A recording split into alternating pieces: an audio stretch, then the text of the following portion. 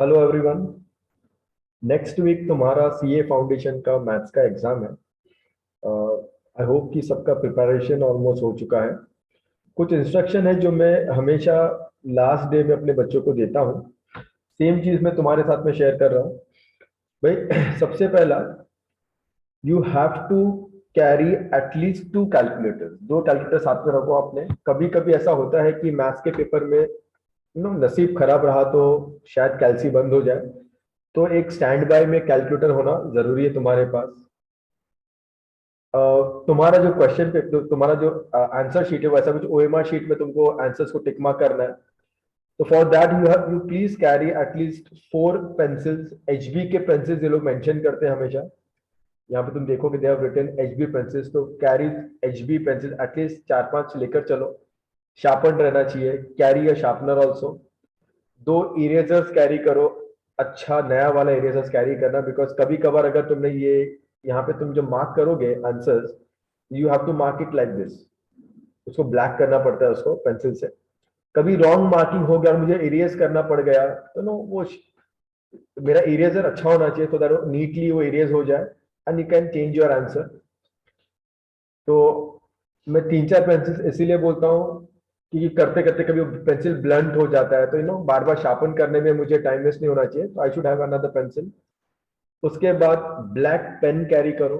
Black pen इसीलिए क्योंकि यहाँ पे तुम देखोगे रोल नंबर, ये बुकलेट कोड ये सब भरना पड़ता है।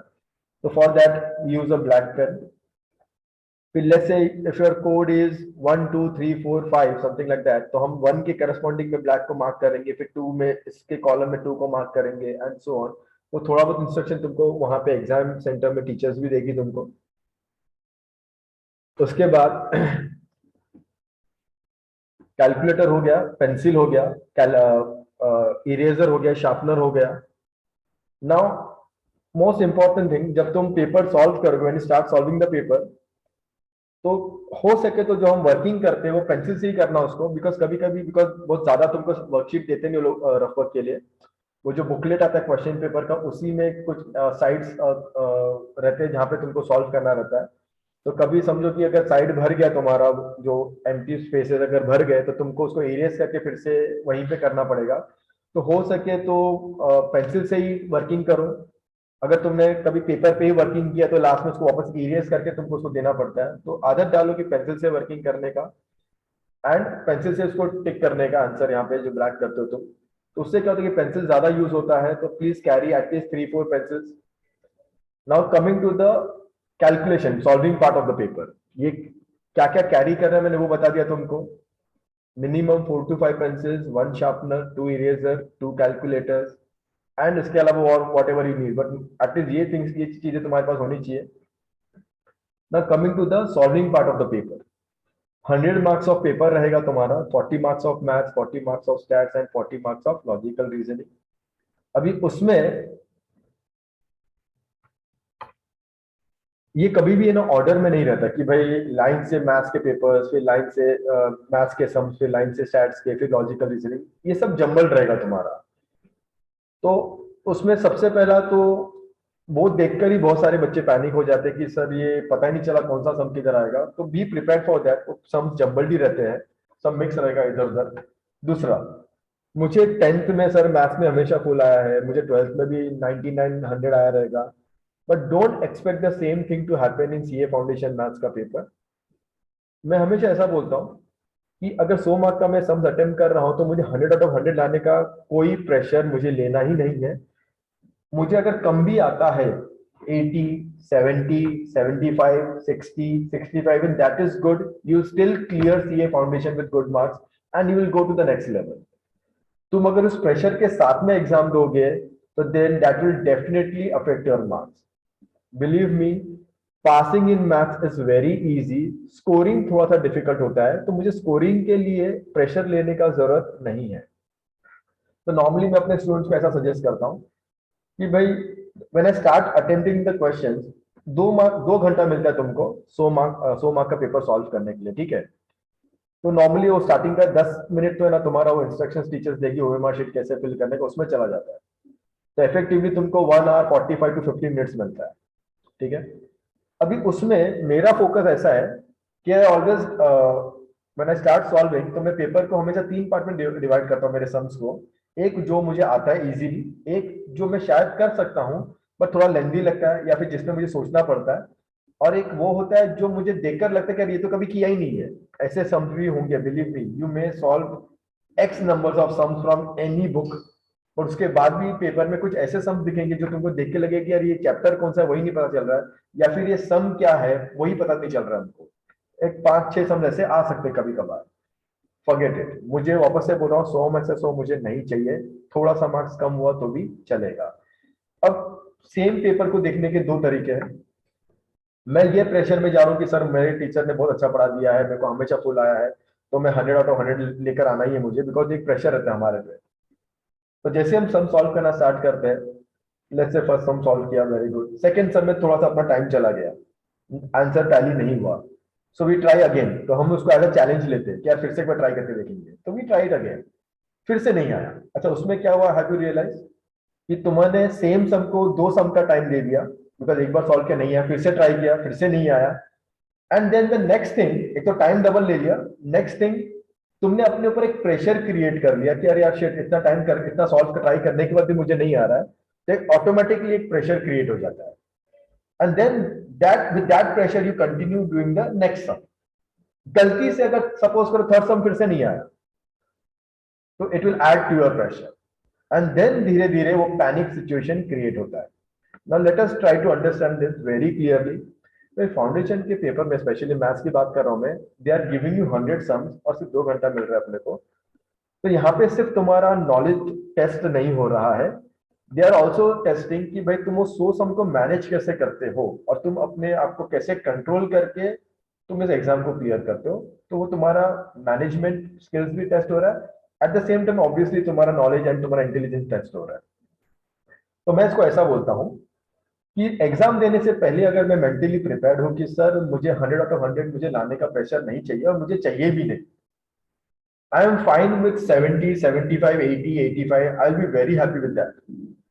तो अगर वैसा मैं पहले से सोच के चलता हूँ तो दैट मीन्स सर अगर मुझे 15-20 सम नहीं भी आते हैं, दैट इज फाइन, मुझे कुछ फर्क नहीं पड़ेगा उसमें। तो now when I start attempting the paper, तो एक होता है कि जो पढ़ के ही मुझे आ जाएंगे सम, कि the moment you read the question तुमको लगे अरे यार ये तो इसके आंसर्स आते हैं अपने को, तो तुम उसको टिक कर दोगे तुरंत। एक होता है कि सॉल्व करके भी तुरंत आंसर आ जाएगा एंड यू फील कॉन्फिडेंट। तो वो सम्स होते हैं। अच्छा वो लाइन से नहीं रहेंगे कि लाइन से पहला 50 सम बहुत इजी रहता है, वैसा पेपर नहीं है, they are all jumbled in throughout the paper, 100 sum से वो मिक्स रहता है वो। तो उसको ढूंढना कैसे अभी। तो when I start attempting as a student, अगर मैं खुद पेपर अटेम्प्ट करूंगा, तो अगर मुझे पढ़ के आ गया तो मैं उसको इमीडिएटली सॉल्व करके टिक मार दूंगा पेपर में, ताकि मुझे मालूम है कि मैंने वो कर लिया है। जो मुझे लग रहा है कि हाँ ऐसा सिमिलर सम हमने क्लास में किया, वो भी मैं ट्राई करूंगा और उसको सॉल्व करके मैं उसको एफर्ट डालूंगा और मैं उसको सॉल्व कर लूंगा, and I start ticking those sums. अच्छा बीच में कुछ ऐसा सम आएगा जो ऐसा देखकर लग रहा है कि शेट ये तो कभी देखा ही नहीं है, फॉरगेट इट, उसको मैं क्रॉस कर दूंगा। मैं उसमें सिर्फ उतना ही टाइम वेस्ट करूंगा जितना उसको रीडिंग में गया। उसके बाद मैं इसको सॉल्व करने का भी ट्राई नहीं करूंगा। कभी कभी ऐसा लगता है पता है यार ये सम क्या था यार, यार कुछ समझ में भी नहीं आ रहा है, तो मुझे वो 2 घंटे में समझने का जरूरत नहीं है। Believe me that 2 hours is not there so that you, तुम वहां पे बैठ के सम के साथ में कुश्ती मत लड़ो। अपने को सम आता है तो सॉल्व करते करते करते आगे जाओ। वही टाइम वही सम को तुम घर पे आके देखोगे ना, you will solve it, you will take 10 minute, 15 minute, आधा घंटा, but you solve it. But exam में उतना टाइम नहीं है अपने पास। तो मैं जो पढ़ के ऐसा लग रहा है कि अरे यार ये तो थोड़ा सा अजीब सा लग रहा है सर, ऐसा सम देखा भी नहीं है, पढ़ के भी समझ में नहीं आ रहा है, तो जस्ट क्रॉस इट। उसके बाद ऐसा कोई अगर सम आता है जो लग रहा है कि हाँ ऐसा सम शायद आता है मुझे, मतलब आई कैन मैनेज इट, ऐसा कुछ क्लास में किया है मेरे साथ में या मैंने कहीं पे देखा है ऐसा सम, बट पता सम देखकर लगता है कि ये बहुत लेंदी लग रहा है मुझे, तो I circle it. Again I am saying, मैंने अभी 3 चीजें बताई। एक जो पढ़ के ऐसा लग रहा है कि बहुत सिंपल है, और कर लिया, फटाक से सॉल्व किया, या फिर कभी कभी थियरी आता है पढ़ के आ जाता है तुरंत। एक होता है जो पढ़ के पता नहीं चलता क्या है, आई जस्ट क्रॉस इट, जो आ गया उसको टिक कर दिया। और जो नहीं आया, या फिर ऐसा ऐसा सम्स होते हैं जो मुझे लग रहा है कि I can manage it, I can solve it, but देख के लगता है कि यार बहुत लेंथी सम है, मेरा टाइम खाएगा ये। तो again I circle it, I circle it, ठीक है। तो उसको मैं क्वेश्चन पेपर में सर्कल पे कर दूंगा, ऐसा 3 टाइप का मेरा मार्किंग रहेगा। और ऐसे करते करते करते आई विल मेक श्योर कि वो जो टिक वाले सम्स है ना, एटलीस्ट 50 से 60 क्वेश्चंस वैसे टिक वाले तुमको, बिलीव मी, तुम पास्ट कितना भी पेपर्स देख लो फाउंडेशन का, मिनिमम 60-65 क्वेश्चंस ऐसे रहते हैं which you can easily manage, easily. But वो सम्स लाइन से नहीं रहते, they are mixed in the entire paper. तो मेरा टारगेट ये कि in the first half an hour, sorry 1.5 घंटा, 1 hour 30 minutes में I have to make sure कि मैं 1 से लेकर 100 तक सम्स सारे देख रहा हूं। जो इजी है वो अटेम्प्ट भी कर रहा हूं साथ साथ में, जो मुझे अटेम्प्ट नहीं करना है उसको, या जो मुझे आता ही नहीं है उसको मैं क्रॉस कर रहा हूं, और जो मुझे ऐसा लगता है कि मेरे को उसको बाद में देखना है, बस उसको पढ़ लिया, पढ़ के लग रहा है कि ओके फाइन, मेरे को शायद आएगा पर थोड़ा सा लेंथी लग रहा है, सर्कल करके मैं नेक्स्ट सम में जाऊंगा। You know what I am trying to do over here is, I am trying to find out those 60-65 questions जो एक्चुअली इजी थे मेरे पेपर में, और वो कहीं ना कहीं पे है। It can be the last 5 questions also, it can be anywhere in the paper. तो 1.5 घंटे में अगर मैंने उतना एफर्ट डाल के अगर मैंने कर लिया वैसा, and then after 1 hour 30 minutes I just review my paper and I see, अगर मैं बोल रहा हूं कि in those 100 questions, just try to imagine कि मेरे को है ना उसमें कम से कम 50-60 टिक दिख रहे हैं मुझे, तो कैन यू इमेजिन उस वक्त मुझे कॉन्फिडेंस आएगा कि ओके फाइन, 60 आ गया मतलब 60 टिक मार दिए मैंने भाई, तो 60 टिक मारे मतलब अगर उसमें थोड़ा बहुत रॉन्ग भी गया कभी कभार, तो still I will pass with 50-55, मतलब मैं मैथ्स तो पक्का पास हो गया, and I am still left with 30 minutes, not actually 30, because starting का 5-10 मिनट मैंने बोला कि वो लोग वो इंस्ट्रक्शन वगैरह में जाता है, तो बस still you will be left with 15-20 minutes।